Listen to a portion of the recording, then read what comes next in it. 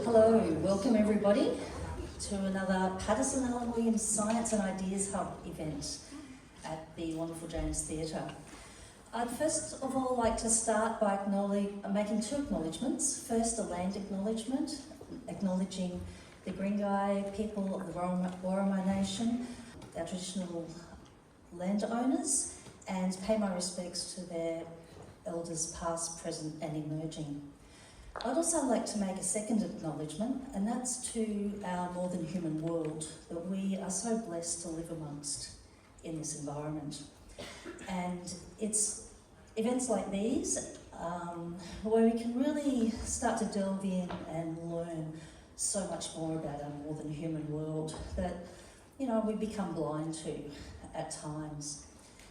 Or we have fears of. I'm really grateful that we can have such an amazing speakers to come and talk to us and to teach us about our various critters that and ecosystems that we live amongst.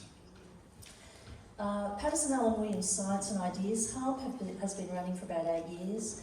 I can see there's quite a few people here that haven't been to our events before. We run all sorts of things, from talks like this on any aspect of science through to online dance parties during COVID. So we really mix them up. Sometimes there's walks and things like that. And in fact, Bill Dowling, one of our speakers this evening or this afternoon, is happy to do a walk at Frank Robinson Park at around 7:45 this evening to observe the fly out, because there's a flying fox camp there at the moment. So thank you, Bill, for extending our event there.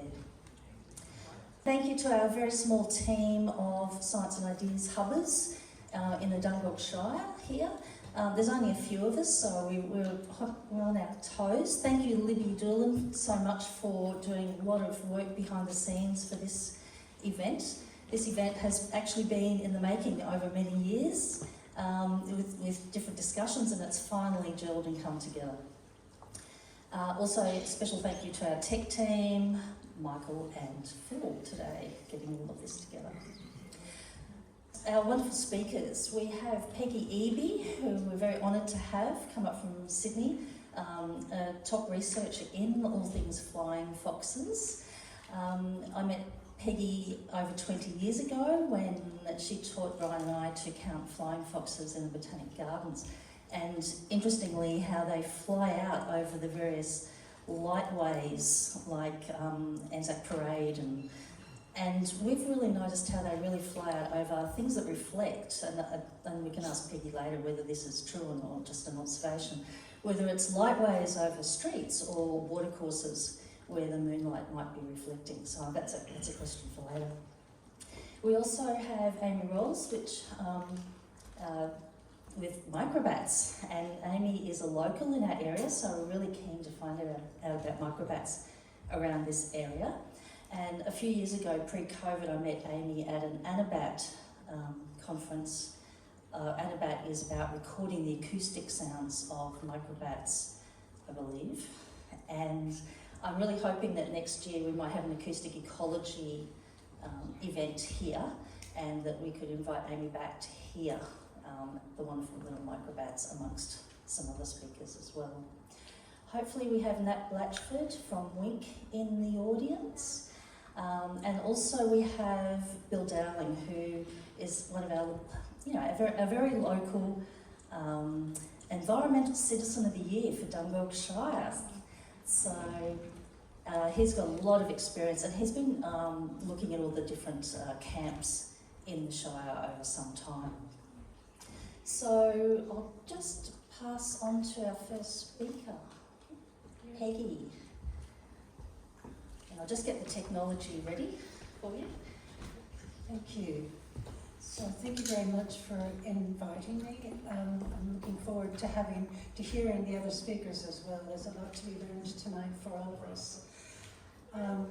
So as James suggested, I've been actually studying flying foxes for more than 30 years. And I want to begin by acknowledging not just the First Nations people in the lands we're on, but also for the many hundreds, actually thousands of people who've contributed to my work over these years by sharing their data, by taking part in some very interesting conversations, and by sharing with me some observations that sometimes may have seemed like they weren't going to be terribly important, but in fact, in the long run, transformed everything in my work. And one of the most important ones of those happened here. In the late 1980s, my first project on flying foxes was actually a study of seed dispersal in the subtropical rainforests of the Lismore Plateau. And part of that work included catching 20 animals and attaching radio transmitters to them so we could follow them while they were feeding in the fragmented rainforest habitats. About 2 or 3 weeks into what was supposed to be a 6-month-long program, we could no longer hear the signals from more than 3/4 of the bats that we'd caught. And I'd been told that that would happen, that they'd leave the study site where they'd been captured, but I shouldn't worry because they'd only go about 50 kilometers and all I had to do was wander around to the camps in the area and I would find them. But that wasn't working for us.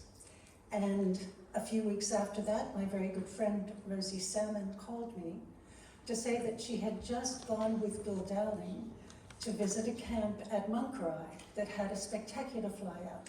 The spotted gum was flowering. And the owner of that property, Terry Kavanagh, had told Bill about the large camp. Bill had been able to interpret it as being spotted gum flowering. He had the conversation with Rosie. Rosie called me and Bill offered to take us up to have a look. I almost didn't bring my receiver and antenna. This is 400, 500 kilometers away, not 50, but I did. And that night we discovered that flying foxes migrate. It was one of the most exciting moments in my career. And thank you, Bill and Rosie and Terry, for, if that hadn't happened, I think we would have just assumed that our transmitters had failed. And I would never have understood the great, how fantastic and fascinating flying foxes are. I probably would have abandoned ship. Okay, so there are 3 species of flying foxes that occur in southeastern Australia, and all of them come into the Hunter Valley in one way or another. Grey-headed flying foxes are the most prominent species. They're the ones that we'll see at the camp with Bill flying out. Bill, are there any blacks there? No, Do you know? no blacks. No blacks. Black flying foxes also come into the Hunter, but in much smaller number. These 2 species are amongst the largest bats in the world. They weigh between, say, 650 and 750, 800 grams. And this final species, little red flying fox, is about half that size. Greys have a wide distribution, but only through the far southeast of Australia. Blacks go up across the tropics, and little reds are highly nomadic. They move all over the place. We don't know much about them. Greys are listed as vulnerable in all the jurisdictions that take on that sort of responsibility, so state, federal, and they're also on the IUCN Red List. And that's because of the, I'm just making sure I've got this right, it's taking a while to change. And that's because of the decline in population. So, flying foxes for females, I think I've skipped this slide. The female, female flying foxes have a relentless reproductive schedule. Conception happens in March, May, so in autumn. Gestation is 6 months, which is particularly long for a species their size. Births happen in the spring. And I just want to point out to you here this peculiar thing that happens during birth. That's the head of the young that's emerged, and there's a pause that happens that can last 20 minutes to half an hour. The young opens its eyes, the female looks at the young looks around, and then suddenly the rest of the body emerges, and the female captures it in its wings and brings it up under its arm to start suckling from the teat that's there. It takes a long time for a young flying fox to develop the strength and the skills to feed by themselves, and lactation lasts 5 months or a bit longer, by which time it's time for conception again, those poor females. Camps play a number of important roles for the animals. First of all, of course, they are a resting habitat close to food, but they also provide predictable stopover habitat for the animals during migrations. So here's one of the animals that we caught during that a late 1980s study that was roosting at Grafton at the time. It came down 780 kilometres to Narooma, and it made 2 stops on the way, each of which were persistently occupied camps. The turnover rate of population in the camps are great. They are derived from animals who have recently experienced a number of different habitats many hundreds of kilometres away. So there's a lot of information in the camp at any one time about what's available, what resources are available to them at long distances. We don't know how they communicate that, but we assume that that's an important part of their capacity to migrate. Another thing that happens in camps is that they provide night refuge for flightless young. So the females carry the young with them when they feed for the first 5 to 6 weeks of life, and then they leave the young in the camp at night when they fly out. So here are 2, the females have 1 young per year. Here are 2 young that have recently been left by their mothers. This is a female trying hard to extricate, to convince this young that now it should stay in the camp. She's going to go off by itself. And they typically leave their young in a tree that has foliage in it. And the young scramble up under the foliage, presumably for protection from predators, but also perhaps protection from cold conditions through the night. When we walk into a flying fox camp, the animals take flight. They call. It sounds raucous, it sounds chaotic, but in fact they're highly structured. I worked with a wildlife photographer for a number of years, and through her photographs, we realized that you could actually identify, recognize individuals by their faces. So this is a group of gray-headed flying foxes. As you can see, the gray can be silver, it can be black. The ears have different configurations, the coloration changes. Sometimes there's a nick out of an ear or lost tip. And what we did was go into camps over many, many weeks and months, in fact, of session, and went to the same spaces on the same trees and took photographs, portraits of who was there, and compared them time after time. And what we discovered was that there was a very distinct structure that was persistent, it's an ordered space. So, and the first unit of that order is a male territory. So here we have a male at the base here. He has scent glands on his neck, and when he flies out at night, he marks the branches in his territory using the scent. He allows females to come and roost in his territory, which typically is about that big, if you can imagine what that is. They're not huge. And he allows the females to come and go. At this point, there's a female with her young. This photo would have been taken in January, I suspect. This female has a young in her wings, and this is a female that hasn't had a young that year. You can go back to the same spot as we did over a series of months and find the same animals there. So here's the male in his territory, and I'll just point out the configuration of these branches. This female's roosting with him. It's January, her young's in her wings. It's February, you can just barely see the young there. And here's this whopper of a young yet to be weaned in March. Highly consistent through time. And our understanding is what happens if the animals roost in the same spot for as long as they are present in the camp. And that probably helps them, means that they don't have to reestablish relationships with their neighbors as much as anything. And unusually for mammals, the males allow females to come into their territories with young that are not their young. So it's highly flexible. The population of these animals is not moderated by predation, but by food. They have a diverse diet within their blossom and fruit range. So there are 59 species of trees that provide blossom food for them, native trees, but only 24% of the eucalypts in their range do so. Most eucalypts don't secrete enough nectar to support an animal this size. There's also a large number of rainforest fruit tree species that they use. They only feed on fleshy fruits. And then a growing list of introduced plants.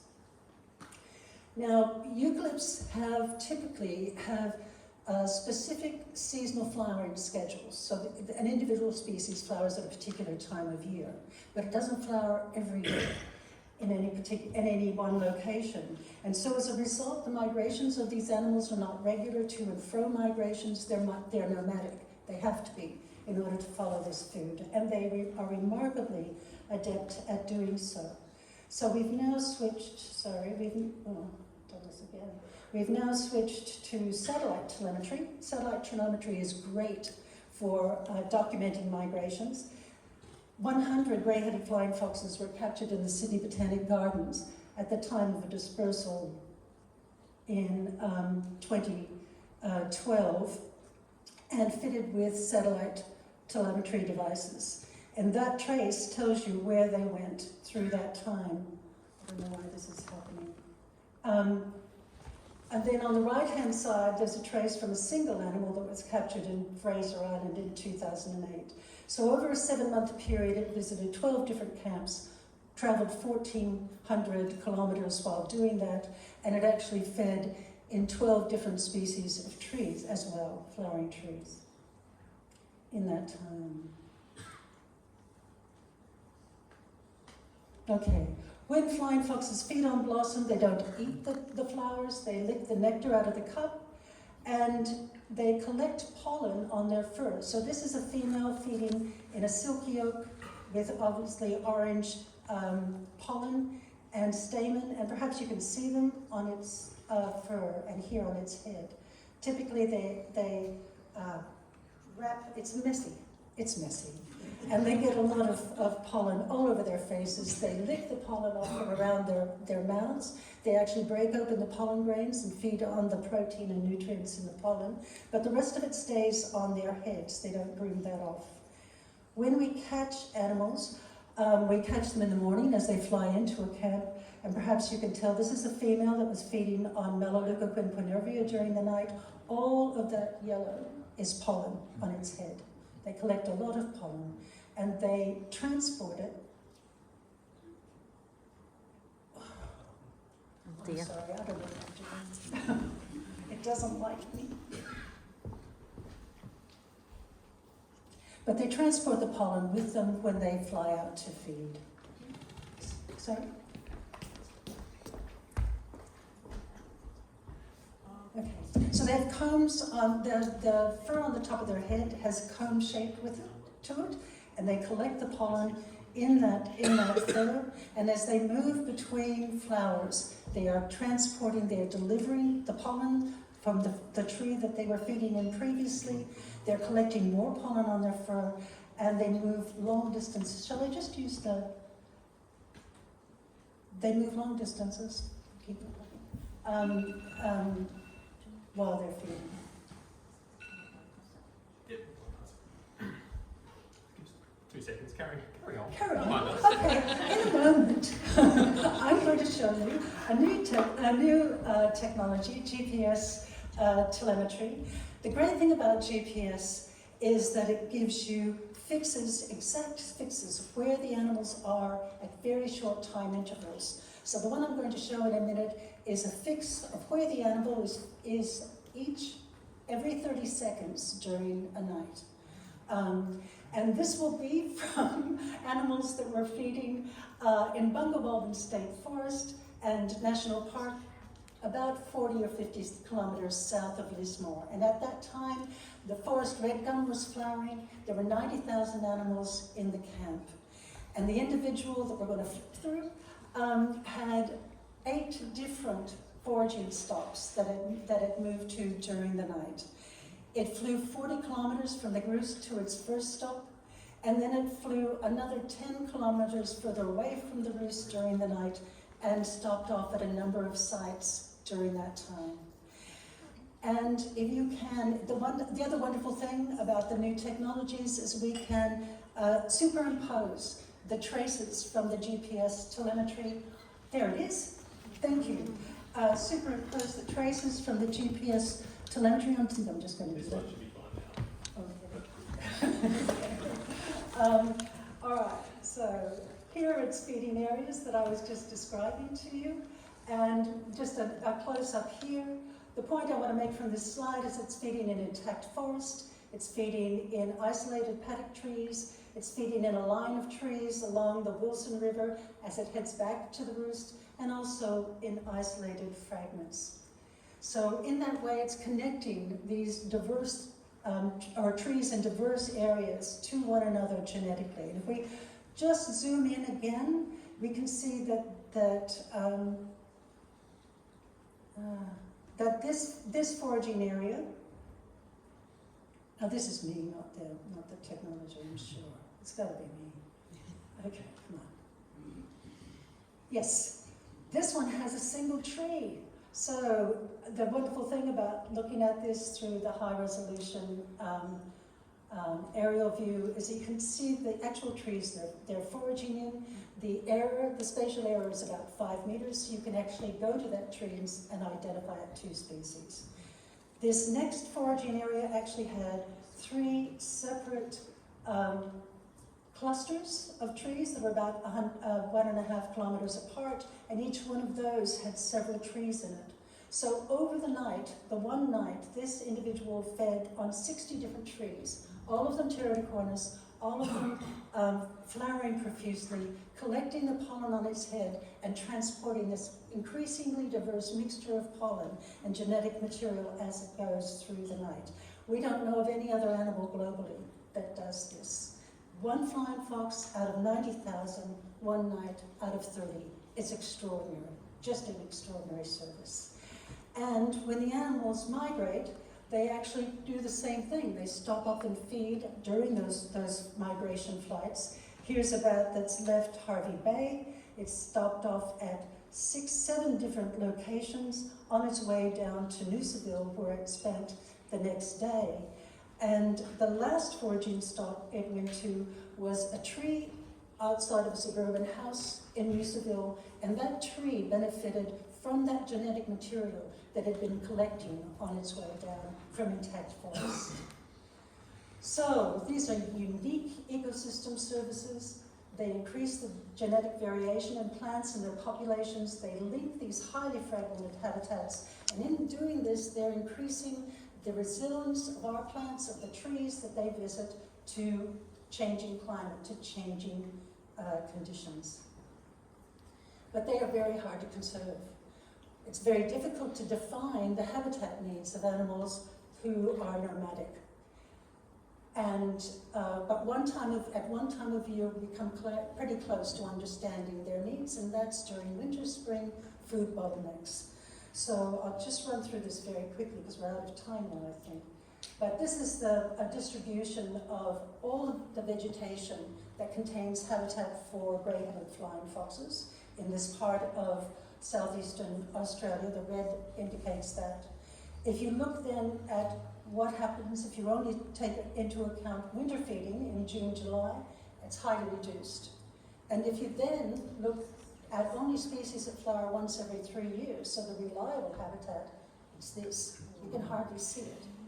And what we found, and some people here took part in this exercise, we documented the aggregations of animals on those resources during winter in the late 90s and very early 2000s, and sure enough, it was important to them. 92% of the animals we counted in the winter of 98, were feeding on that resource.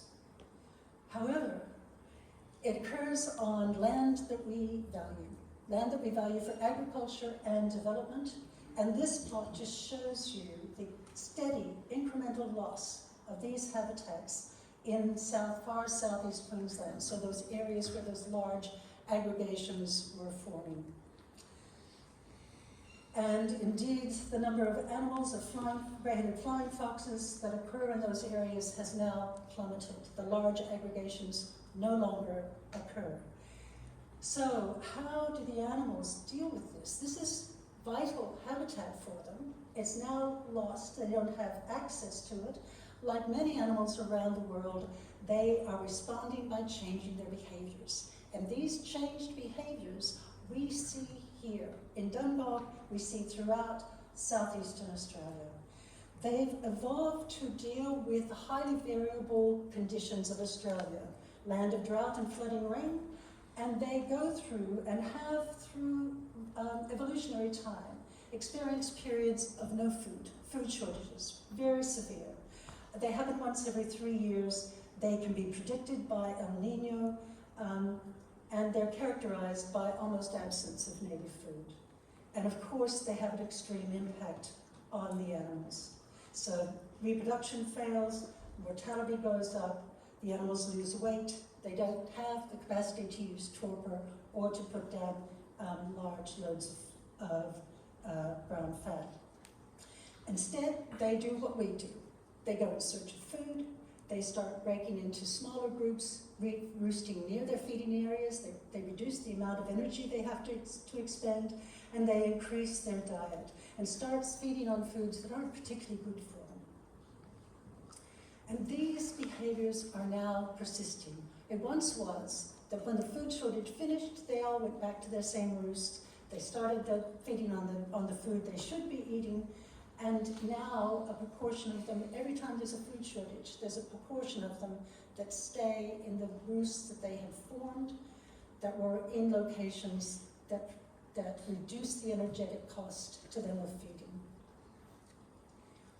Just really quickly, the implications for that. This is a distribution map of the roosts in 2002. The red dots are camps that were occupied continuously or overwintering sites. There's not much down in the southern part of the range because there's not much winter food there. This is what it looks like now. This is extraordinary. The number of camps has more than doubled. There's a move inland, but most importantly is the animals are overwintering in places where there's no native food. And as a result, they're doing what animals around the world are doing. They're coming into urban landscapes. So people talk about huge numbers of dew camps forming. This is why. We'll flip through that. I just want to show you this really quickly. I promise I stop. So this is how it works on the level of an individual animal. He's radio-collared, captured in the Sydney Botanic Gardens at the start of the 2010 food shortage. The red spikes give an indication of the intensity of the conditions. He was feeding on Banksia in a camp south of Coogee, traveling 8.5 kilometers to get there. As the conditions worsened, he started roosting in Centennial Park with 800 other bats and has now reduced his foraging commute by half. As things continued to get worse, he started roosting with 5 other bats in Fred Hollows Reserve. He's now gone from traveling 8.5 kilometers to 1.4 kilometers. And when the food shortage ended, the animals persisted in Centennial Park. He went back to Centennial Park and didn't leave. That's how new camps are forming. And we don't know how to deal with this. We don't know how to manage it. People talk about dispersal as being an option. It's a Band-Aid and it's expensive and it doesn't actually work. But what's being developed and funded and promoted more is a move to managing contentious camps in place and using vegetation management, a long-term hopeful strategy to try and move flying foxes away from people, to improve conservation outcomes and reduce conflict. This isn't being funded for flying foxes. It's being funded for koalas. Because the trees, the winter flowering trees that are vital for these animals, the flying foxes, are also important for koalas. And we just happen to be lucky enough. They got a good break with that one. It'll take time for this to work, but there is time. This isn't going to go away. It's only going to get worse. Thank you.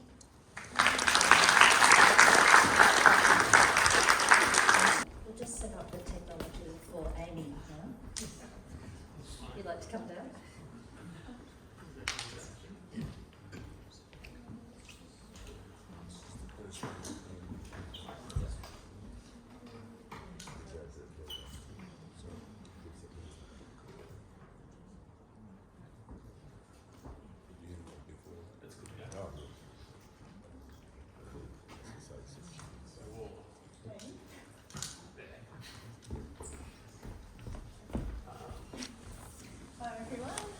Inviting me to come and talk about bats, microbats to you all. It's a very special topic to me. It was hard to pick what to actually talk about. So I'm an ecological consultant and specialising in microbat surveys at the moment. I'm also doing my PhD. So I'll just start with some basic information about microbats. So if you're thinking about, microbats can also be called insectivorous bats. We have 65 microbat species in Australia that weigh from 2.3 grams up to 60 grams, so really quite small. A bat's wing is a hand with a thumb and 4 fingers. So you've got your thumb here, second finger, third, fourth and fifth. They have a very long lifespan for their size. There's been banded bats that were retrapped that were 30 years old, which is pretty amazing. They don't all live that long, but it just gives an indication of how long their lifespan can be. They generally give birth to a single young or twins once a year. There's a few exceptions, but that's the general rule. This is a Gould's wattle bat, so you've got one baby here, and then the second one, you can just see the wing there. They're only a couple of days old, those ones. They eat insects, lots and lots of insects. So one survey I was doing with my brother out west in winter, and we caught some very brave bats that were flying in around 2 degrees. And they'd filled up so much that when we first caught the bat, we went, it's pregnant in the middle of winter? And they went, oh, it's a male. So it had just eaten so many insects that it was big, fat and bulging. They use ultrasonic calls to navigate and detect prey by listening to the echoes bouncing off objects in their path.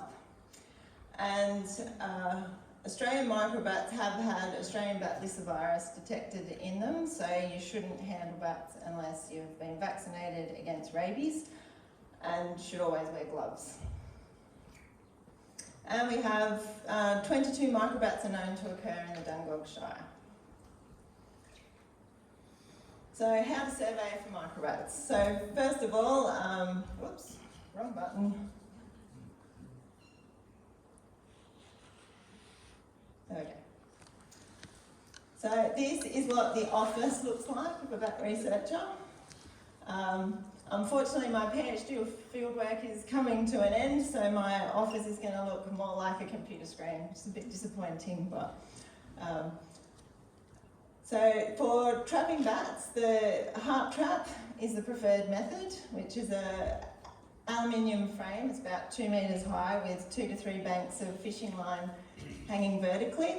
The idea is that the bat won't see those lines using their ultrasonic calls, collide with the lines, fall down into the catching bag below, which is lined with plastic. And so they can't climb out. And they're pretty smart critters, so after a while they realise they can't get out, they just go up underneath the plastic and settle down and go into a bit of a torpor state so they conserve energy. The other type of trap is a mist net. So this is used for high-flying bats or in open areas where it's harder to use a harp trap. You usually put a harp trap in a flyway, so down a track that's got trees on either side or a creek line. The problem with the mist net is a lot more time consuming. You need to stand there with the mist net and watch it constantly, and as soon as a bat is caught in there, you lower it down and extract the bat from the net, which sometimes takes a little while if they're very tangled. So it's not as nice for the bat or the researcher, but sometimes necessary.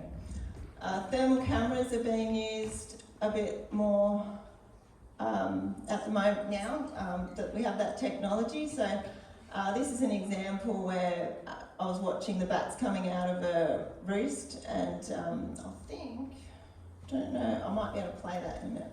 I wonder if I press, anyway, I'll try that in a minute. We have bat call detectors, which are a good passive way to look at what bats you might have. It doesn't disturb the bats at all, but you can't tell all species from their calls. You can tell quite a few, but not all of them. So we still do need trapping, and you also can't tell whether you've got a breeding female and information like that from the detectors, but they're a very handy tool.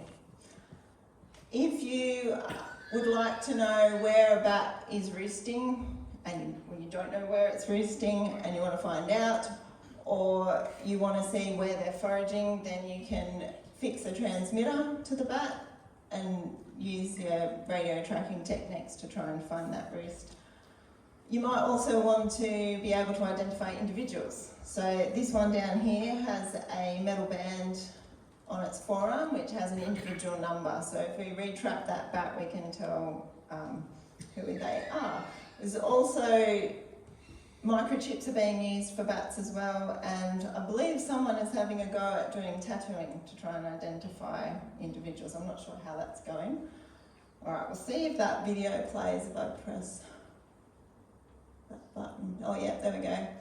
So you'll see the bat flying into the trap and falling in. Yeah. Here are some examples of the ultrasonic bat calls. So as you can see, the call shapes can be quite varied. There's two different types of displays. So you've got zero crossing, which is all these black ones. And then there's full spectrum, which is becoming more popular now that that technology's around. The full spectrum calls give more information, but they are a massive file. So there's big logistics of huge storage of your files.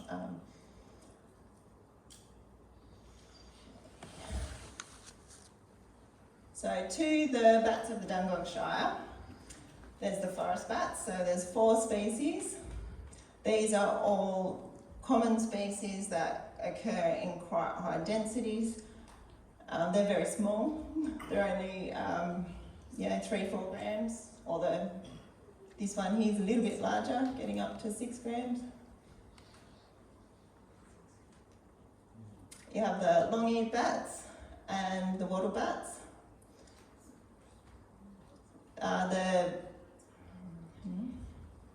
So the Gould's wattle bat is probably the most common bat or microbat around Australia. It occurs in a lot of different habitat types and it happily uses urban areas, very well adapted to urban areas. It can survive in quite small reserves and will use nest boxes. So this one here is a chocolate wattle bat. You can tell like what its name because it's a nice chocolate colour, and you can see the little wattles down here, which is a little flap of skin. These are all very common species as well, occur in lots of different habitat types. Then we have free-tail bats. So the white-striped free-tail bat is the bat that we can hear with the human ear. So they have an ultrasonic call that's between 10 and 15 kilohertz. So particularly on a drizzly night, you might hear them, because they seem to come down a bit lower then, and you'll hear a ping as they fly across the sky. They are also the only tree roosting microbat that we know migrates. What else? So we've got the East Coast free-tail bat, which is a threatened species, and eastern free-tail bat. The yellow-belly sheath-tail bat is the only one of these 22 species that I haven't had in my hand, and I really, really hope I catch one day. They're a spectacular looking bat, but they're not very common down in this way. They're more common up north, and it's believed that they're a bit nomadic. So when conditions are good, a few individuals will come down. So they get recorded occasionally, but just not that common. But they're one of the biggest ones. So these are all these bats I've shown you so far roost in tree hollows. Oh, here's a video.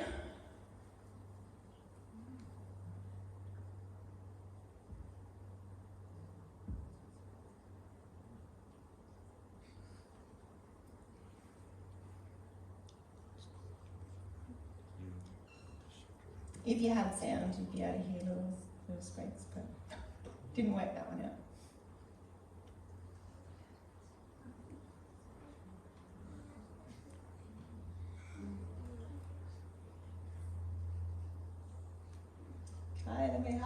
we have broad-nosed bats. So there's the eastern broad-nosed bat and greater broad-nosed bat. This is quite a bigger bat as well. Very placid to have in your hand, but if given the opportunity, they will eat smaller bats. So you never put them in the same bag with another bat. The both greater broad-nosed bat and the eastern false pipistral are listed threatened species. This eastern false pipistral is one of my favourites. Around here, they are mainly restricted to the tall eucalypt forests of the higher elevations. And part of my PhD project is considering whether they stay up there all year or not. And I'll have to keep you posted on that one. So those ones were also tree hollow roosting bats. Now we have a couple of specialists. So we've got the fishing bat, so large-footed myotis. As you can see here, that's the size of their foot compared to a standard microbat foot. So they use those big feet to rake the surface of water, collecting aquatic insects and small fish to eat. They traditionally, before all the land clearing that's gone on, they would have used tree hollows along the banks of rivers, and they really like to roost very close to their water source, so roosts hanging over the water. So now they are using all our timber bridges and concrete bridges and culverts for roost sites. This is an example here of some myotis roosting in the Clarencetown Bridge. And these ones here in a concrete bridge under the M1 at Raymond Terrace.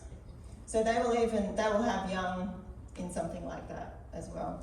So this species is it's easier to manage for conservation because they will readily use nest boxes under bridges and alternative habitat that we can provide for them, which is good because not all species are like that. Then we have the spider-eating bat. So the golden tip bat, 99% of its diet is the orb-weaving spider.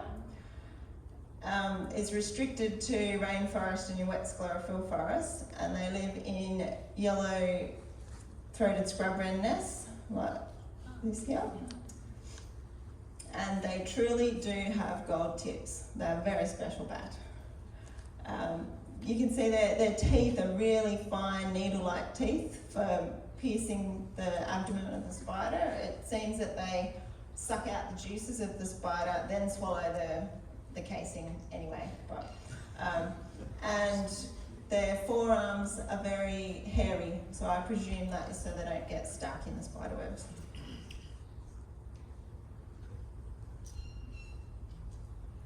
Now we have our cave bats. There's 5 species of cave bat in this area. You've got the large-eared pied bat, eastern cave bat, and eastern horseshoe bat. All use sandstone outcrops for shelter and for maternity sites. The bent-wing bats, the males will use those rock outcrops all year, the females outside maternity time. The females will travel hundreds of kilometres to a maternity site, to special caves that provide warm, humid environment for a big crash of hundreds of thousands of babies. The reason they're called bent-wing bat is because this bone here is shorter than in the other bats, so their wing just automatically bends like that when it's resting.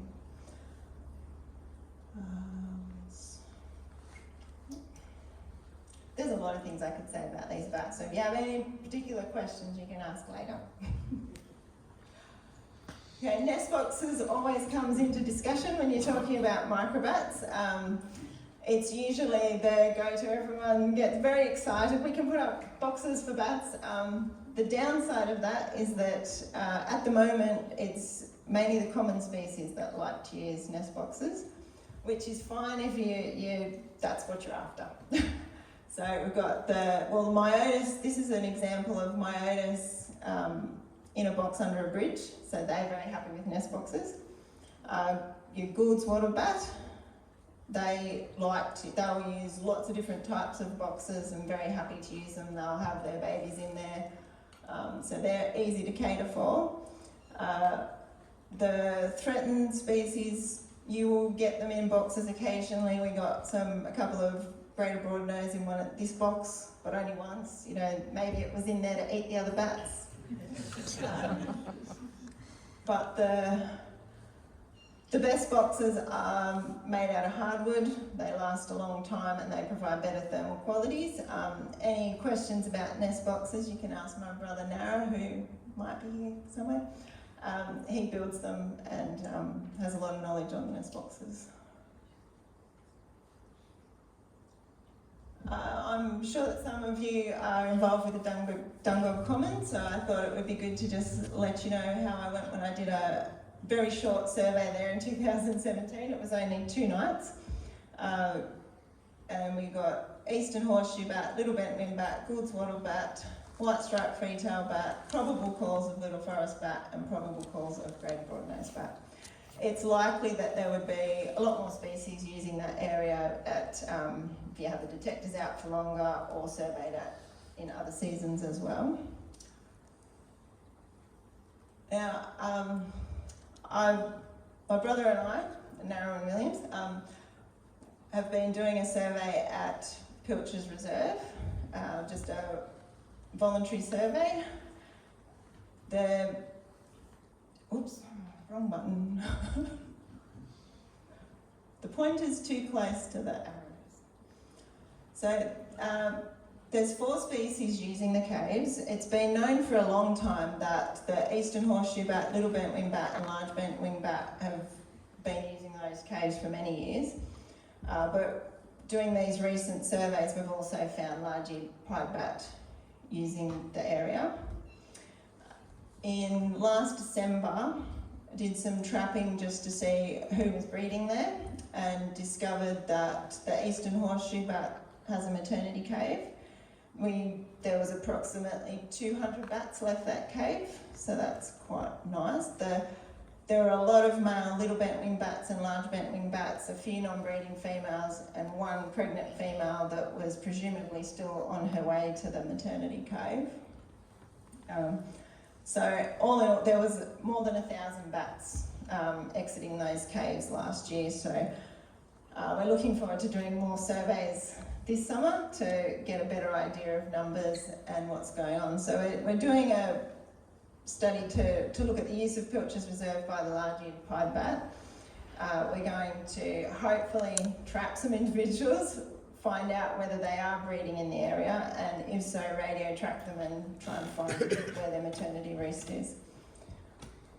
And that's being funded by the Australasian Bat Society. So I'll have to keep you posted on the results of that one. So for those of you who don't realise, Pilcher's Reserve is just in Wallarobba, so nice and local. I'd just like to do a quick run through my PhD. So I'm looking at the seasonal migration of Australian tree roosting microbats. My supervisors are Chris Turnbull and Brad Law, and that's through Western Sydney Uni. So in Australia, we know very little about seasonal movements of microbats. We know that there's regional migration in the cave-dwelling bent-wing bats, and that the white-striped freetail bat extends the distribution 1,200 kilometres north in Western Australia in winter and then retracts back south in the summer. So it looks like a similar thing is happening on the east side of Australia, but I'm trying to find evidence to demonstrate that. So the one part of my project is using the existing records of occurrence to try and create models using climatic variables to look at the difference between the seasons. So the, oopsies, on that one. So this is the predicted distribution in warm weather and predicted distribution in the cool weather. So you can see that there is a difference. But I've got big issues with the analysis due to sample bias, because most bat surveys happen in the developed areas where people need to have bat surveys done for developments and things. And bat surveys are also mainly done in the warm weather, and you've got a lack of records in the cool weather. So due to these sample biases, I'm having a lot of trouble with the quality of my maps. So I'm still working on that one. I'm also trying to predict microbat migration using stable isotope analysis. So with your element, or your, you have, I'm trying to describe what a stable isotope is. So you have, the atom can have a different number of protons, which will make it lighter or heavier. And the ratio of the number of light atoms to heavy atoms can change geographically. So that you can kind of get a map that says over here you've got more heavy and less light, and over there there's more light, less heavy, that kind of thing. So I have collected, fur sample, well, the isotope ratios integrate into bat fur at the time of fur growth, and then into wing membrane over only the last couple of weeks. So the idea is that a sedentary bat should have isotope ratios of the area where it currently is, and also its wing membrane will have this similar ratio. For a migratory species, where it's grown its fur somewhere else to where you catch it, it should have a ratio that isn't relative to the fur. Does that make sense? I hope it makes sense. So I have collected samples from sedentary species in this area, across this area, in an attempt to create that base map. The samples are being sent to Germany for analysis for hydrogen, nitrogen and carbon isotope ratios.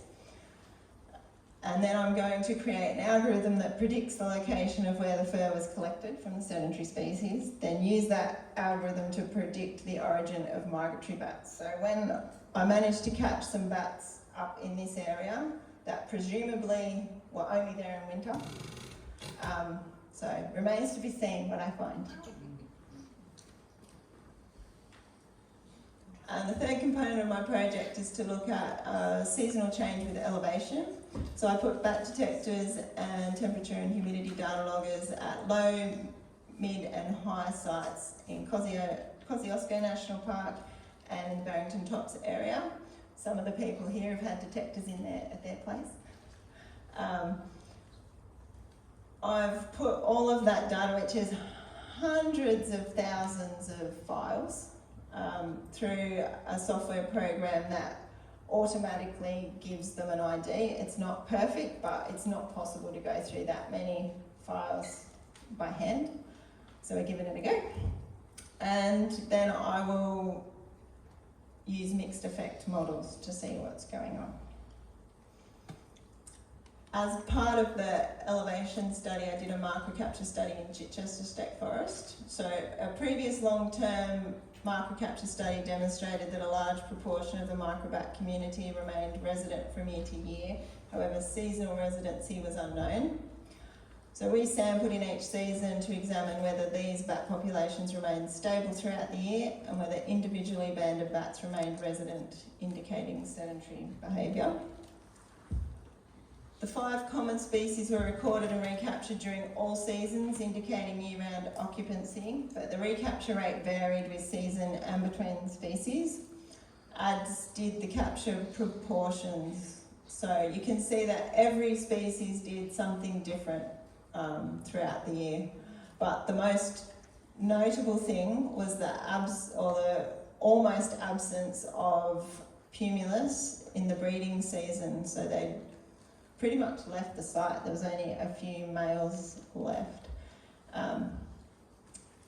So I won't go into the details now, but the evidence is suggesting that the females move down slope for their maternity roost. So the previous study was always conducted in late summer, early autumn, and found that Pumulus had a preference for the lower elevations.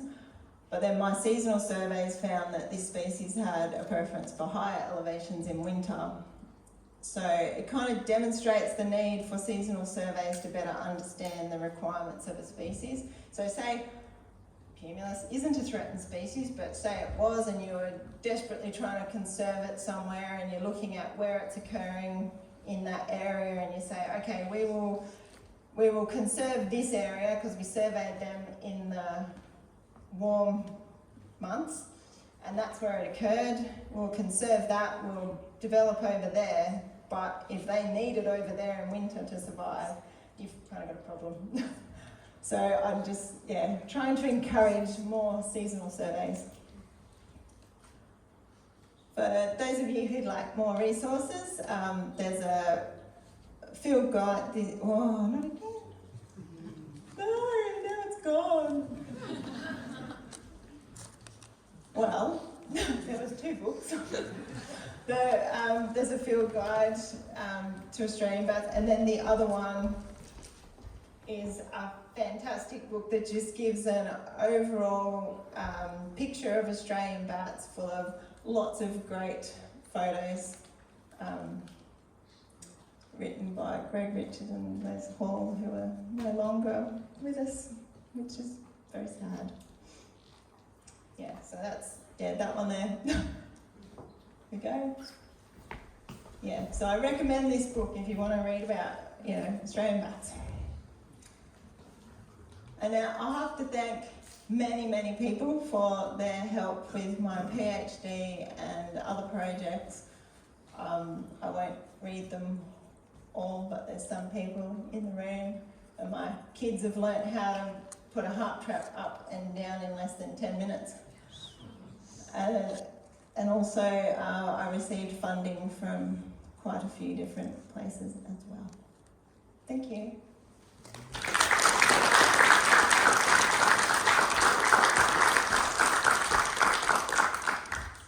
Thank you.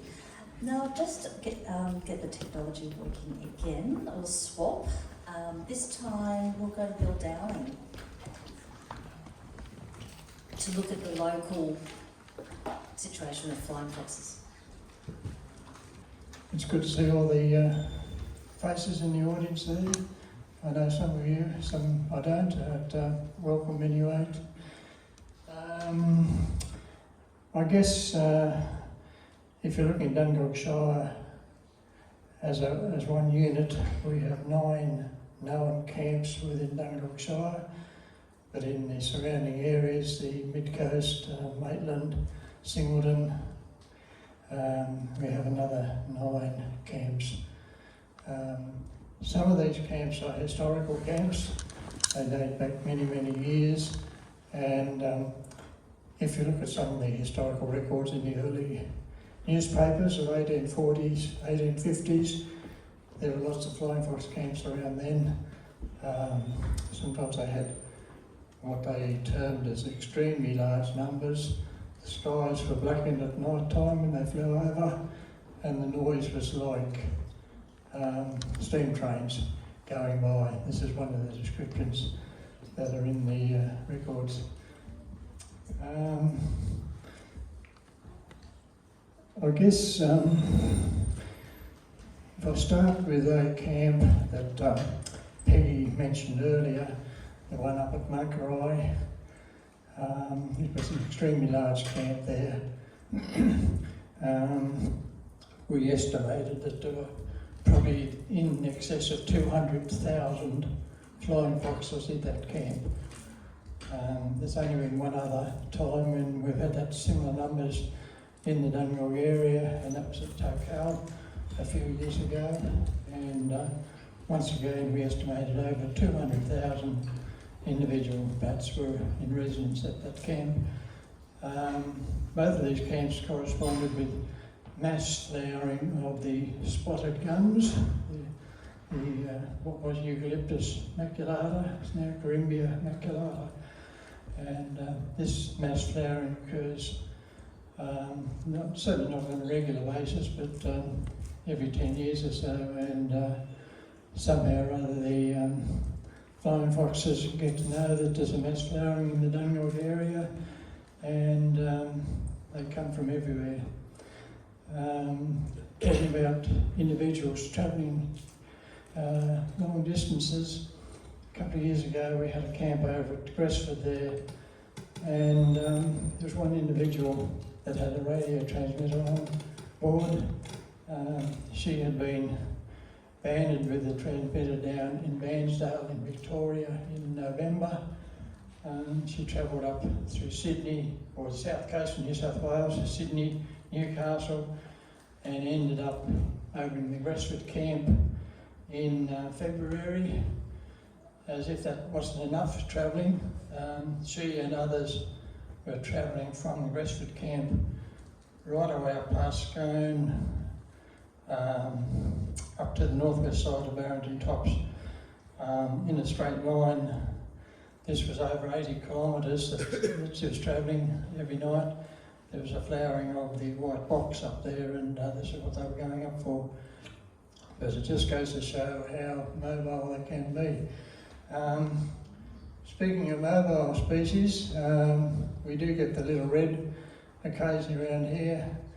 They are known to be highly mobile and travel quite large distances to get to food sources.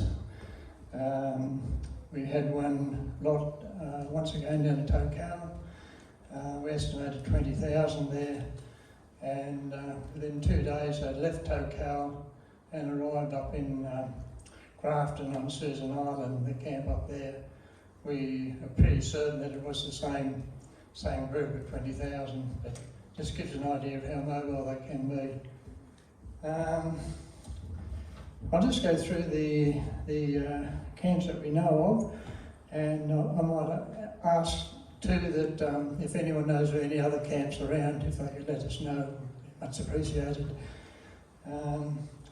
We have a camp over at Stroud Road on Mammy Johnson Creek, just out of Stroud Road. It's not a regular camp, but they do come there every now and then, upwards of 25,000 sometimes when the camp is full. The next camp is the one at Markeri that I've already mentioned and Peggy mentioned.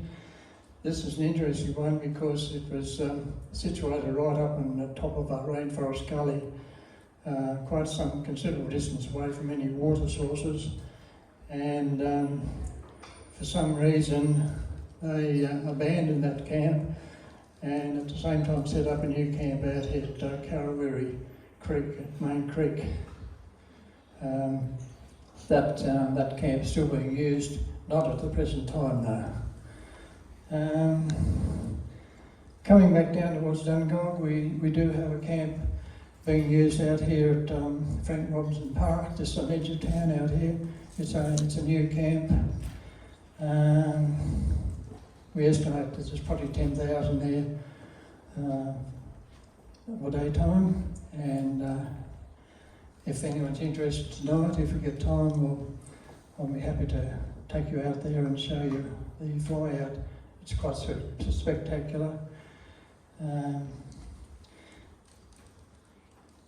The next camp is a new one up on the Allyn River, right up in the State Forest, at a place called White Rock.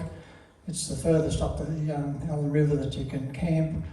The camp was set up about 3-4 years ago. It's not used on a regular basis, but it's quite close to the camping area up there and could create problems in the future if they continue to use it. Coming back down, we had a camp out here on Mount Richens on Jane's property. It was in use for many years. I can remember back in probably the 1980s, 1970s, flying foxes used to come from the Mount Richens camp. It's no longer used now. It's another interesting one because there's no major water sources close by, and that camp moved to East Gresford to the Noel Jupp's nursery over there.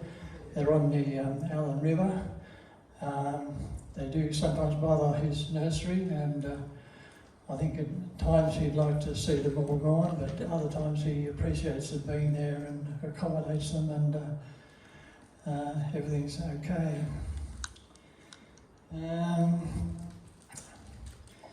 If we go from Gresford, it's a bit out of Dungog Shire, but over to Singleton, to Burdekin Park. You've all heard of the camp that's been there for many, many years. It reached a very serious state a few years back, especially when little reds started coming in there and annoying hell out of the grey-headed flying foxes. The little reds actually took over the whole place. Their habits of congregating in large numbers in small areas caused a lot of trees to lose their limbs. The Singleton Council finally got approval to do work there to clean the park up. I was involved over there as ecologist, and I think of 80 odd trees that used to be in the park. There's now only 45 because the other trees had to be, they were either killed or they had to be removed. Most of the camp that was there then moved over to the Hunter River, a place called Rose Park, and they were on a section of river there, not annoying very many people, but the big 2018 flood that came down the Hunter River virtually wiped the campsites out. All the trees were knocked over and washed away, and so the flying foxes that were made up residents there, they had to move back to Burdekin Park, so there's quite a few in the park at the present time. They also started up a new camp further down the New England Highway in some trees there. Once again, leaving Dungog Shire for a moment and going to East Cessnock, there's quite a large camp over there. It's in an area of Melaleuca Forest, adjacent to houses and the public school. If the numbers stay low, it's not too much of a problem, but larger numbers, they spread out into the backyards of the houses and into the schoolyard and across the highway, and do create quite a few problems there. Coming back round to Maitland now, and there was a camp in the suburb of Lorne on the northern side of the Hunter River there. It was in an area, part of it was council-controlled park, some of it was a backyard, some was a large grazing paddock there, and while ever they stayed in a few trees there, it wasn't too much of a problem, but the local residents didn't want them and created problems for the flying foxes, and when this happened, they extended their camping area to the local school, the public school, and eventually the council got approval to trim some of the trees up and try and move the flying foxes on. This happened, but in doing that, the flying foxes moved over to Hannon Street behind the Maitland Courthouse and started creating problems there as well. Once again, the council got permission for the property owner to remove some of the offending trees and that, and they moved from there over to Tanambit into a little pocket of vegetation over there. Approval had already been given by the council with a DA for the development of this area, and so the property owner started cutting down the trees and creating problems for the flying foxes there. I think at the present time there's a few trees left, but the remaining flying foxes have nowhere else to go that we know of yet. But they have come back to the General Maitland area there, to Regent Street, an area down, it's just down from the old Maitland Hospital, and Christina and her husband and myself, we did a fly-out count only a few nights ago, estimated it as 3,500 to 4,000 leave the camp there. There are problems with the owner, we just don't know where it's all going to end up there, but if they moved away from there, well, you've got to ask the question, where are they going to go? They're going to go to someone else's backyard or some other park? That remains to be seen. Coming back up towards Paterson now, we did have a camp up Webbers Creek Road for many, many years. It held probably about 20,000 when it was being used, but once again it was in an area where there's not close proximity to water, and that camp moved down to the present one at Tokal, near the old Tokal homestead there. And there's, at the present time, the last count we did, there was 2,500 flying foxes in residence there, but that's another one of the camps, as I said earlier, that it has had 200,000 there, and during mass flowering of the spotted gum.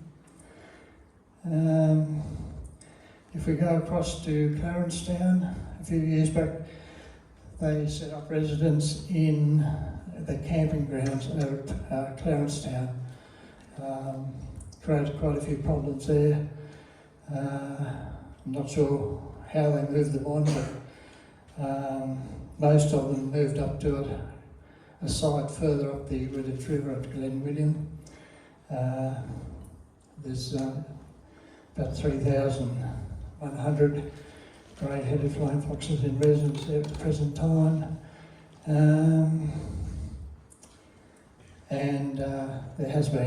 It's been quite a large camp, once again, when suitable flowering trees are around the area there, and we've had up to well over 50,000 in residence there. So that's about an idea of what camps we do have in the Dungog area. As I said earlier, if anyone knows of any others, well, please let us know, because we would be very interested to hear about them. Thank you.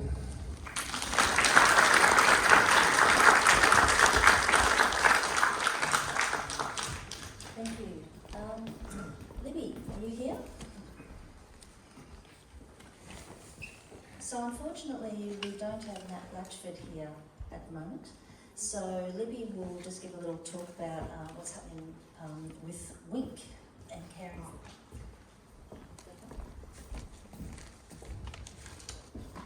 Yeah, unfortunately, Nat couldn't come tonight. She probably had flying foxes to look after. I just thought it would be great to, we all want to do something for flying foxes, and we have the rescue and caring organisations that are doing that for us. So that will have to be at a different time, but I'm a member of Wires because I come from Sydney, but now that I'm living here, I will be joining Winks. That's how it works. So if you're interested in learning about how to care for bats and how you go about it, come and make yourself, introduce yourself to me after after I finish talking, I suppose. I'm the last one. So I'm not going to talk about caring for bats because I've only just done the course. The best bat caring course to do is the Wires course. So, but before you do the Wires course, For bats, you have to just do the preliminary caring course. So I've just finished it and I haven't got my vaccinations yet, or my great big gloves like a butcher, so that I don't get hurt. So if you would like to find out anything more about caring for bats, you can see me afterwards. Thank you.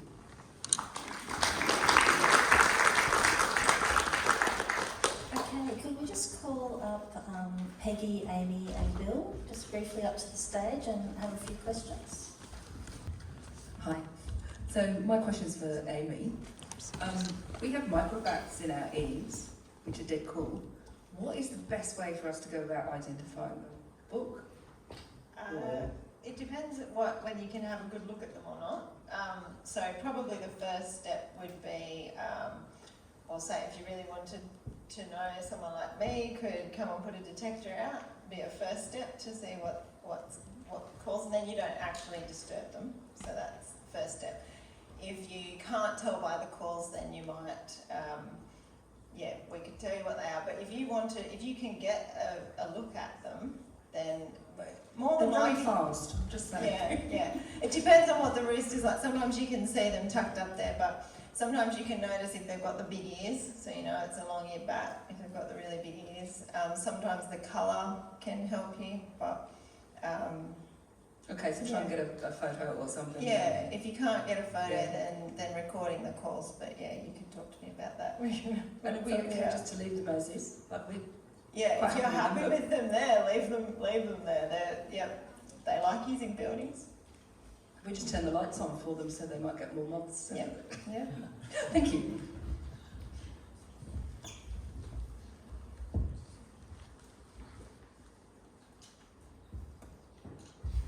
Thank you.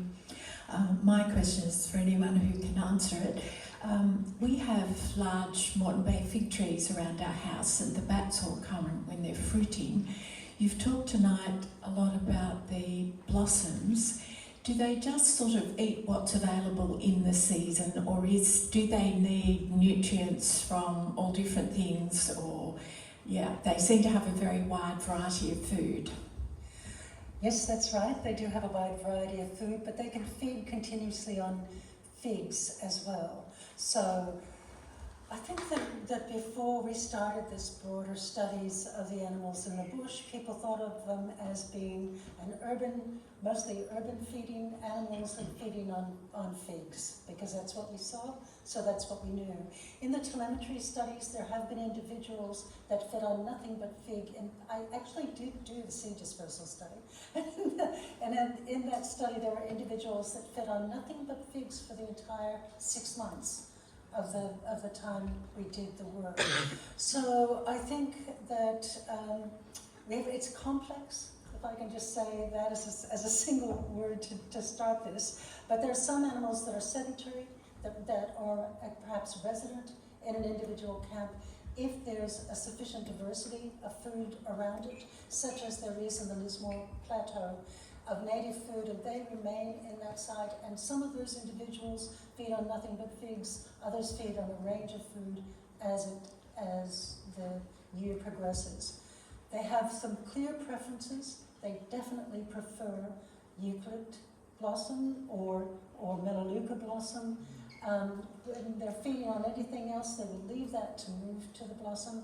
I don't know whether I'm actually answering your question. Am I answering your question? Yes. Excellent. Okay. So, and then the next step down would be native fruit, but then they of course also feed on introduced fruit.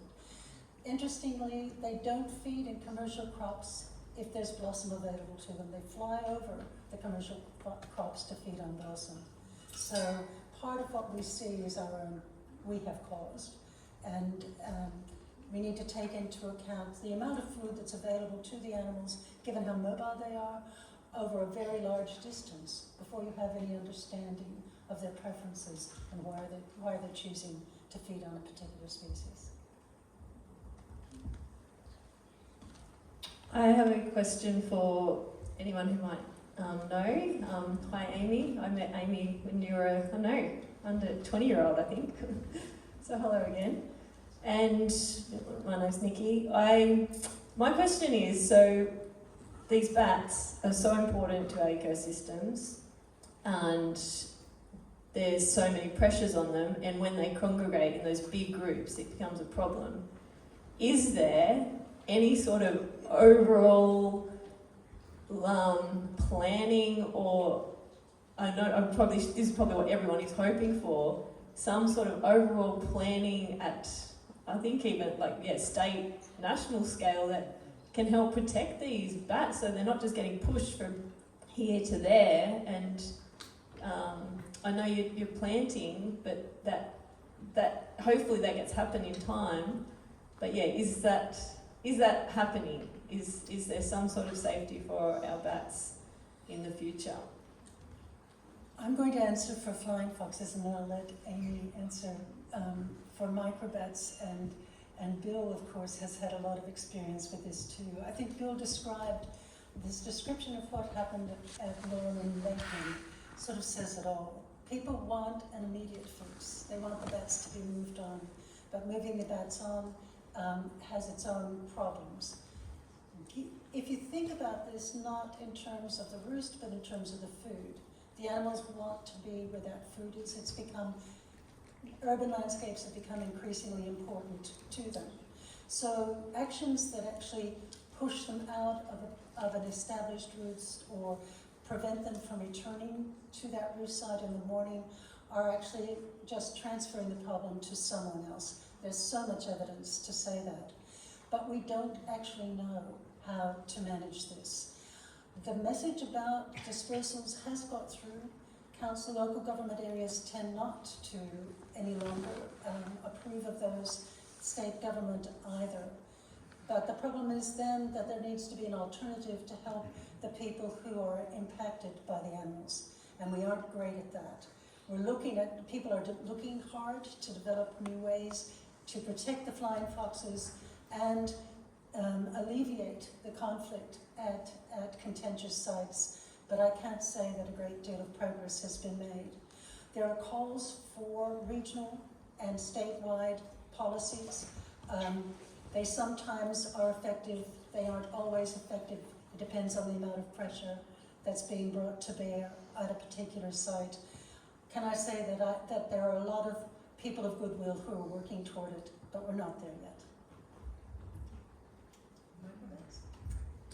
I think the problem, being insect eaters, I don't think we've seen yet the major impact that's going to happen to microbats. So when you do lots of biodiversity studies that are done particularly for developments and stuff, invertebrates are not part of those surveys. So I don't even think we have a good enough handle on what is happening to insect diversity, and yet I think it's going to plummet, and there's going to be major problems before people turn around and go, whoops. So I think, I'm a bit concerned about that. I don't think we don't know enough about most of these species to even have a good handle on what they need. But I think things are going to go down before they go up.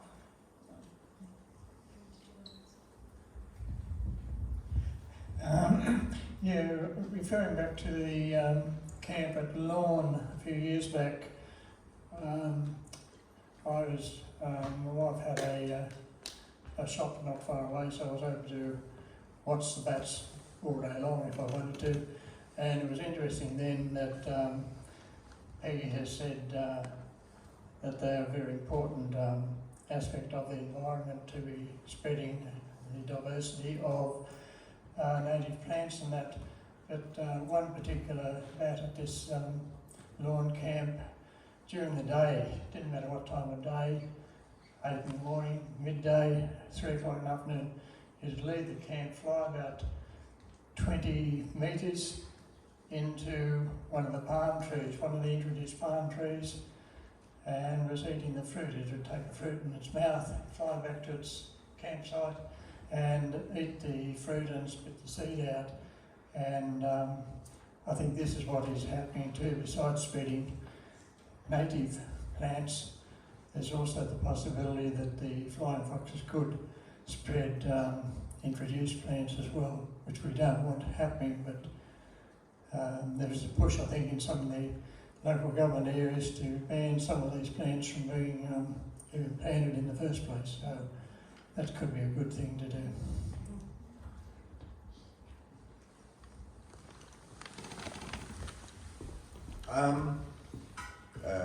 When I was a kid, flying foxes only went as far as sort of the southern end of New South Wales, and that's pretty much where they stopped. They were never heard of in Victoria, and if one blew across into Tasmania or Victoria or even New Zealand on occasion, it would make world news. Now there's a breeding colony in the middle of Melbourne, and they saw recently that there's one in the Botanic Gardens over in Adelaide too. They seem to be going further and further south, and that's the flying foxes, which we can see they're fairly obvious, had the effects of climate change and been pushing species generally further south and getting changes in the mix, like things for Phoniscus. I would also, the gold tip, I would have also thought that was a more tropical species to begin with when I was younger, but now it's sort of turning up in southern areas as well. Okay. Well, I'll start out with this one. Look at this. Of course, climate change is impacting the amount of food that they have available to them. But I don't think we've really seen the substantial impact of climate change yet. The change that I was talking about today is because, from our best understanding, is because of clearing. And one of the bits of evidence for that is that consistent decline in the southeast Queensland area. If it was climate change, there would be cycles, like we've just come through a wonderful La Nina phase, and there's plenty of food for flying foxes throughout that time. The forests were flowering well. But when you go to a strong El Nino, then that's where the problems are introduced. So yes, I agree that climate change is a problem, but we don't think that that's why there's been this shift into Melbourne and Adelaide. And both of those camps formed during food shortage. So the Adelaide camp formed during the 2010 food shortage. And another thing just to be aware of in terms of our understanding of an overall change is that I spoke about food shortages being part of the Australian climatic conditions and through the millennia. Flying foxes were found in South Australia every food shortage that I monitored up until 2010 when they stayed. So the animals know where these sort of acute condition food resources are, and that's, in my view, that's the basis of it, not climate change per se, which is not to say that climate change isn't going to have a substantial impact. For microbats, I think warming temperatures is probably going to be more of an advantage than a disadvantage. It might mean that distributions will change and spread a bit further, but I think it's less likely, this is my personal view, is that it's less likely to have a negative impact. If we had bats, I suppose there might be some of the bats right down south, that hibernate for longer over winter, but say in this area, none of the bats hibernate throughout winter. They'll still come out and forage on warm nights. So in a place where they have to go into long-term torpor and stay there all winter, then maybe climate change would have an impact, but I think in Australia that's less of an issue. So that's my thoughts, unless it starts to impact their food sources, also.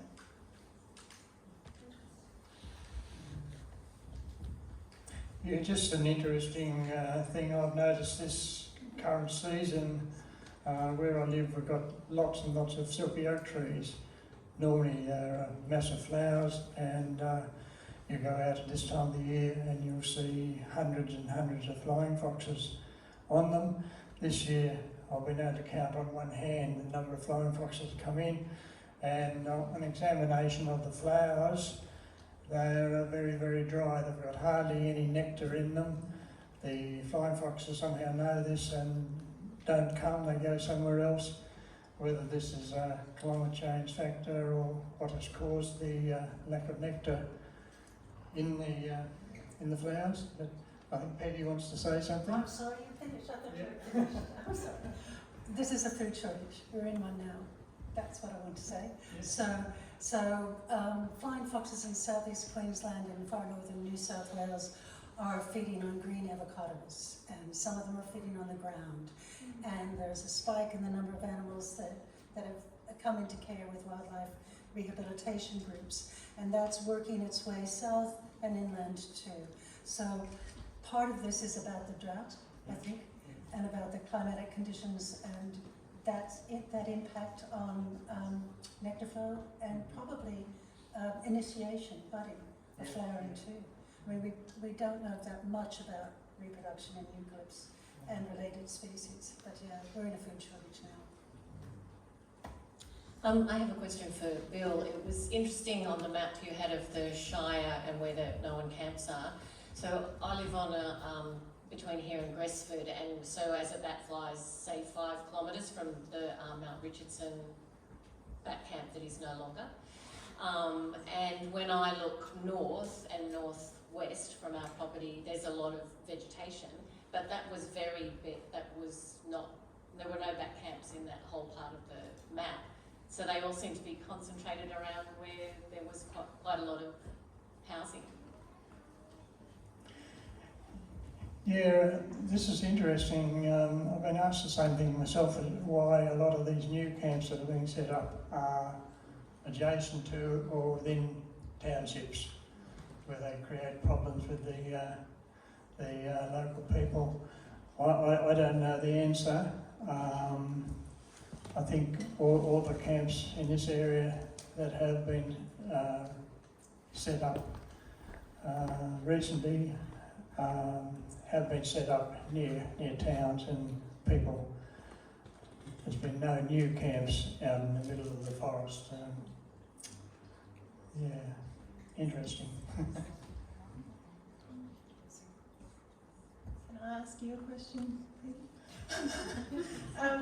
I've often wondered, if you hear, you stand and you listen to a flying fox camp and the sound of a flying fox camp, and then you go to school at lunchtime and you listen to the kids in the playground, they sound very similar. And I've often wondered if the bats are being attracted, because so many times they end up near schools, near noisy places, and I was wondering if they're being attracted to the sound and they like it. You know, I have no idea.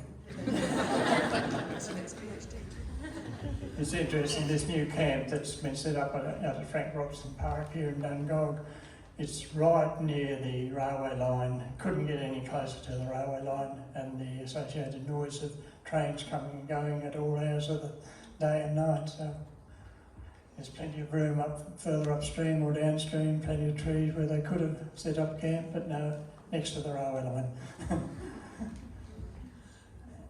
Unfortunately, we don't know how they select a position for their camps. We don't know. Elliot's got a question for you, probably for Amy. How long is the wingspan of a normal microbat? Well, you've got the smallest ones are probably about that, and then the white striped free-tail bat is one of the bigger ones, and it's probably about that. Thank you. Also, we've had a camp set up occasionally at Gloucester at King George V Park. Just a small camp, a couple of times over the last 5 years. Yeah, not causing any dramas there, and I think they... Do you have records of when? I don't. I should have kept those details, but yeah, it's been just a couple of times in the last few years. Not for a while, not for probably 18 months, a couple of years, but I'll endeavour to do that in future. Pass on the details. Once we saw a bat died on the ground. Save the body. Just to follow on from the discussion about the locations,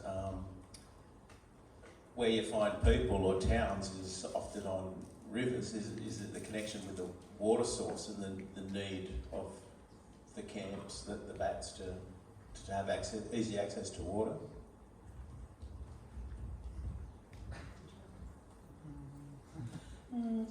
The rivers are usually near water, but rivers are long. When we look, one of the things we do in Roost is to put out plastic sheets, collect the droppings, and then use genetic techniques to identify what the animals are feeding on.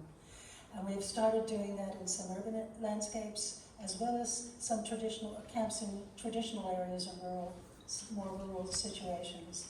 And it's the case that the animals in the urban landscapes are feeding on the plants in the urban landscapes for most of the year. Not all of the year, not all animals, but those are the predominant species that they're feeding on. So it again comes back to this notion that they're there in those locations because they don't have to move far to get a reasonably consistent food source, even though it may not be native food.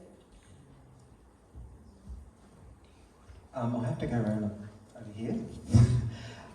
On my way, if I can ask a question as well, I remember when I was a kid watching television shows of people in the Great Barrier Reef having great fun killing sharks, thinking they were doing really good service, public service. I think our relationship to sharks has changed, mainly because we know a little bit more about them, about their real likelihood about being bitten by a shark, and by their importance in the ecosystem. When we say that congregating bats are a problem in an urban area, I'm wondering if we could actually question that assumption.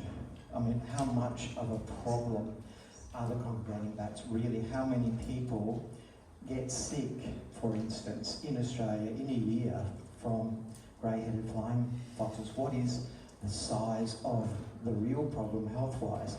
And then let's deal with some of the other issues like smells and noise. Okay, I'm going to make a stab at this. Let's talk about two different viruses. Lyssavirus is very easy for humans to control because you can't contract lyssavirus unless you handle a bat and are bitten or scratched by an infected bat. Our best understanding of the amount of virus circulating in bat populations is that it's very, very low and often undetectable. And part of that would be because the bats die of the virus not long after they start being infectious with the virus.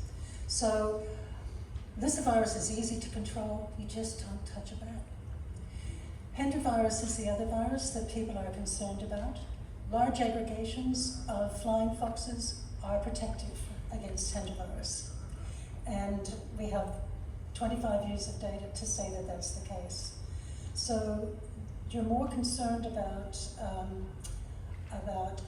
horse health from lyssavirus when you have a very small roost that's in a rural or peri-urban area where there are a lot of horses. And the protection, first of all, you cannot get lyssavirus directly from a bat. The virus itself has to be amplified by going through a horse. So horses get hendervirus from feeding on fodder that an infected flying fox has urinated on, okay? But people get hendervirus or have got hendervirus from infected horses. The best protection against hendervirus is a vaccine. The best protection against contracting hendervirus from an infected horse of yours is to vaccinate your horses, and then there's not a risk. In my view, the risks are very low, but I'll let Amy give an indication of her understanding of risk of lyssavirus. Yeah, I agree with all of that. I think that the conflicts mainly seem to, like, I think what you were talking about with the problems is more people not liking the smell and the noise, I think, is where the biggest probably conflicts with flying foxes come in, isn't it? Than the illnesses part. And I think, yes, if people realise they're pollinators, the whole save the bees thing, save the bees and bats, will change that. My question, and I'm sure the answer is yes, but is there something like a bat phone so that we call or log in when we see camps to report, to help with monitoring?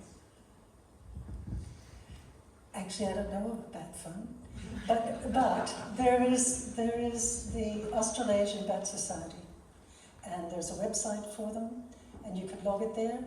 Living in this part of Australia, I'd suggest you call Bill. Do you mind being logged in? No.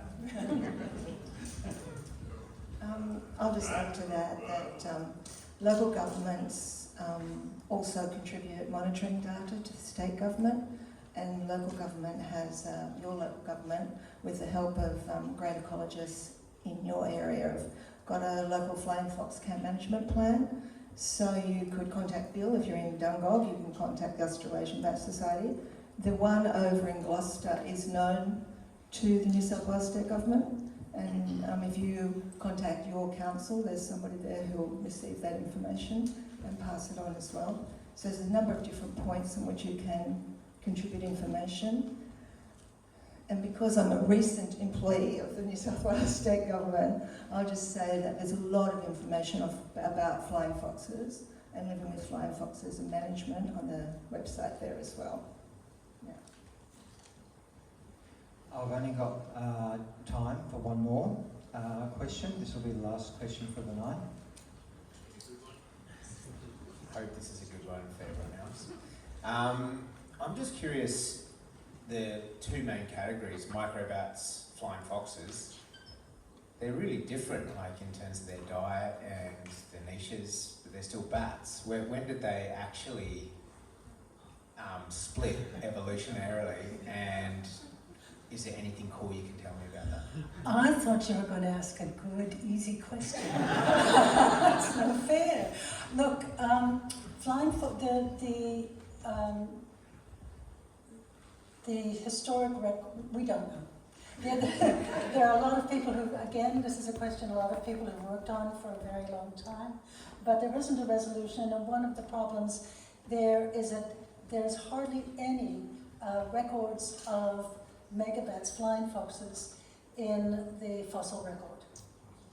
Microbats, especially those that live in caves, yes, but the megabats, no. So there's a lot of speculation. We could speculate if you'd like, or I could introduce you to somebody who'd be very happy to speculate with you.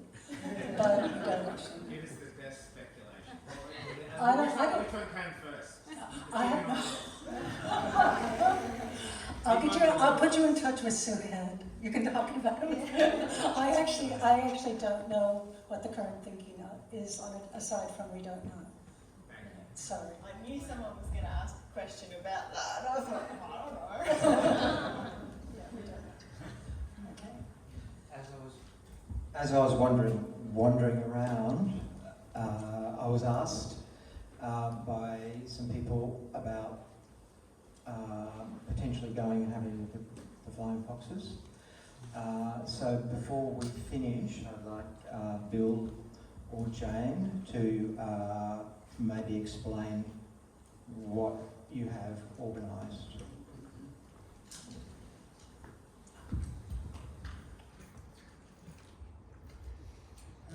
Yeah, the local camp we've got out at Frank Robson Park now, estimated 10,000 flying foxes there. They're quite a spectacular sight when they fly out. The fly out about 3 nights ago started at 10 to 8.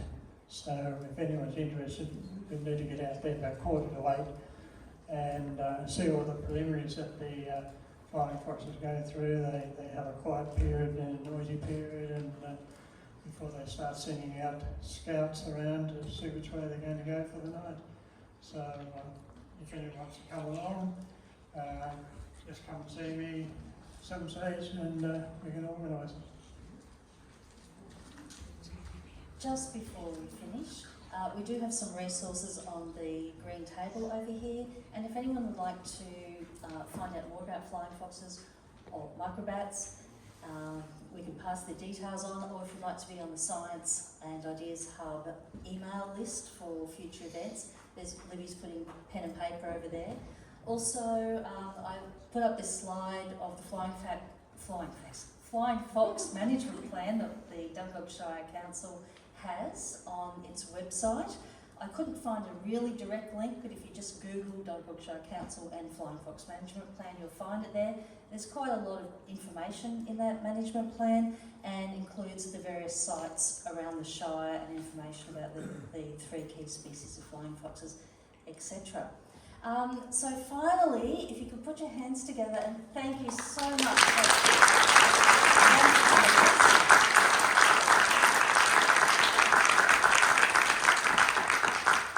We've been, trying to get Peggy up here for some time, and it's finally the moons have aligned, or whatever it is, and so thank you, Rosemary, for helping facilitate that.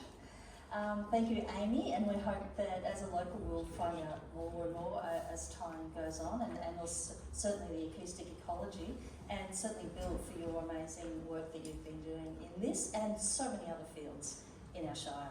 Thank you.